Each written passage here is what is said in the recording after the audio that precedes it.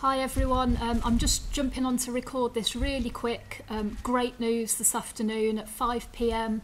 It was announced that travel corridors between the UK and all of the Canary Islands will be established from this weekend, which means that travel potentially is back on for a lot of people that already had bookings for October, November. And if people were planning on coming away on a quick getaway as a result of this news, now that's possible as well without the need to self-isolate. So I'm just going to record this. I'm not going to bother editing it. I'm just going to stick it straight on just to give you all the information that you need really as a result of this update. I've made a few notes, make sure I cover everything here. So what does it mean?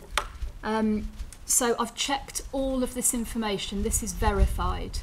This applies to England, Wales, Northern Ireland and Scotland. So it's the double whammy, all of the UK from 4 a.m. on Sunday the 25th of October.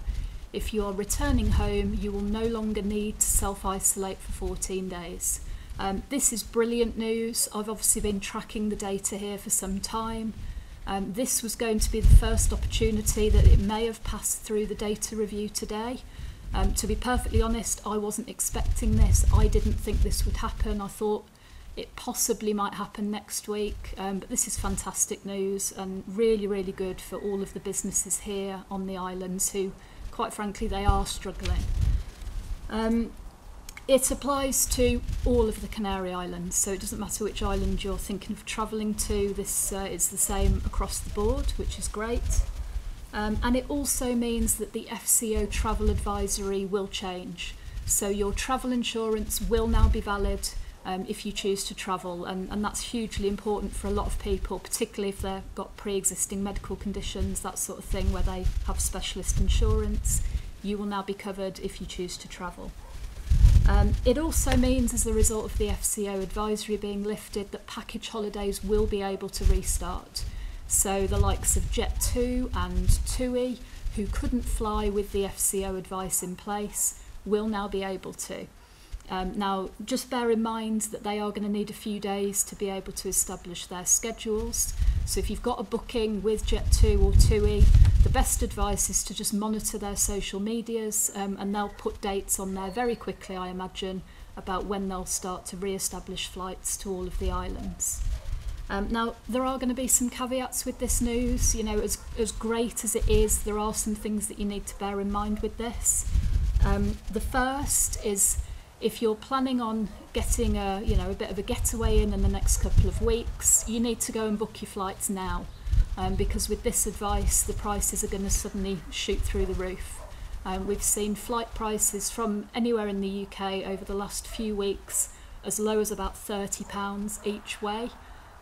Expect those prices to be gone by the time I'm saying this, but there will still be some bargains if you're wanting to travel in the next few weeks, so you need to go and have a look to see what's available. I just want to caution on the long-term bookings as well. This advice can change. We've seen that with Portugal, where they had a travel corridor established and then that advice was changed back again. Now, hopefully that won't be the case with the Canaries, but it's absolutely possible that it might happen. So I would just be aware, if you're not booking to travel in the next couple of weeks, if you're looking at maybe Christmas, New Year time, just make absolutely sure that you've got a flexible booking option with whoever you're choosing to book with. Make sure that they've got a good track record with refunds, or at least allowing you to change the dates, just in case this changes. The other thing that I just want to say on package holidays, you need to be aware at the moment there is still a number of hotels here on the islands that are closed. So you will need to double check with the tour operator that the hotel that you're booked into is actually open. As a result of this news, there may well be more hotels that choose to open now. But that's obviously quite a difficult decision for some of them to take. They need to make sure that this will hold long term. So just keep that in mind. If you have got a booking, you don't want to get here and then have the hassle of trying to find somewhere to stay. So just double check all of that information. There are an awful lot of licensed, really good quality private accommodation as well, holiday rentals that are available to book. So that's another option if you want to get a flight, but you don't necessarily want to stay in a hotel. There will be a lot of options available to you, certainly over the next few weeks. And that's it really, guys. So yeah, as I say, I'm not going to edit this, it's just going to go straight on. Hopefully you'll agree with me, it's great news.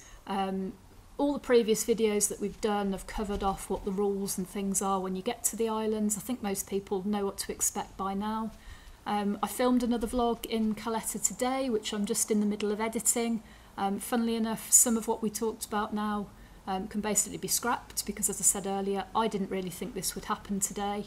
But we have filmed that vlog. We've done a bit of an update on some of the business changes that are going on here, some new places that have opened, some places that have closed temporarily, things like that. Just done a bit of an update for you.